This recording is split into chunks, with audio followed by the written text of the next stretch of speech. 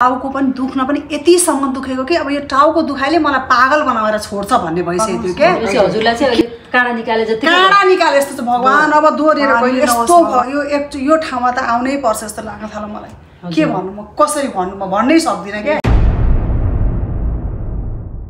नमस्ते दिजु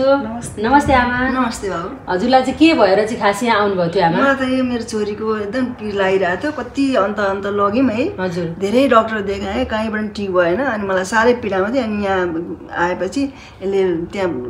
गर्दाखेरि मेडिटेसन गर्दाखेरि त्यो लाउने यहाँ के लगाइदिएको थियो त्यो लाउने बित्तिकै उसलाई हल्का भयो अहिले एकदम फ्रेस छ है आनन्द भइरहेको खुसी हुनुहुन्छ त्यसो भए एकदम खुसी सबै यस्तो अनुहारमै चमक कस्तो आयो हजुर यो अनुहारमै चमक एक दिनमै चमक आयो के म त आफू पनि अब मेडिटेसन गर्छु बुढी भए पनि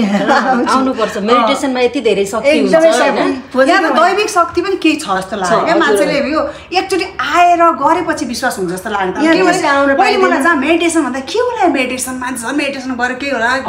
औषधि खाँदा पनि ठिक भएको थिएन राम औषधि त म त छुन्न त्यो डक्टरको दबाई त यति साइड इफेक्ट गर्छ मान्छेलाई यहाँ आएर मलाई एक दिनमा यस्तो भयो भने चाहिँ जस्तो सुकै रोग पनि यहीँबाट चाहिँ मर्छु बाँच्छु मेरो थाइरोइडको दबाई पनि छुटाउने उहाँले भनेको होइन चाहिँ यहाँ गुरुले छुट्छ सजिलै छुट्छ थाइरोइडको सुगरको सबै ट्याब्लेटहरु त्यो छुटो भने त झन् म त के भन्नु म यहाँ त यहाँका बिरामीहरूलाई म त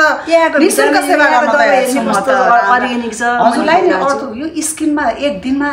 भनौँ 3 दिनमा त मेरो पुरै टोटल चेन्ज भयो क्या यो अनुहार डढेको थियो होइन पुरै डढेको थियो अनुहार त्यो तपाईलाई त्यस्तो लाग्यो यो चाहिँ हजुरलाई चाहिँ त्यो टाउको धेरै दुखेर त्यो स्किनमा ग्लो एनी टाइम बाटोमा हिँड्दा पनि घोची हिँड्थे के गरे मेरो निको हुन्छ के गरे मेरो मामुले भन्ने के गरेको त्यस्तो टाउको नगर अनि गुरुसँग गफ गर्दा यतिकै टाउको बाटोमा साथीहरुसँग अहिले बिल्कुल दुखेको छैन हे भगवान नै नभन्नु भन्छ नभन्नु तर म बाध्य म निन्द्रामा पनि उठेर आएर यो कसरी सबैलाई प्रचार गर्नु सबलाई कसरी राम्रो हुन्छ भगवान सबैलाई निको होस् जस्तो मलाई यति भोगेको थिए कष्ट होइन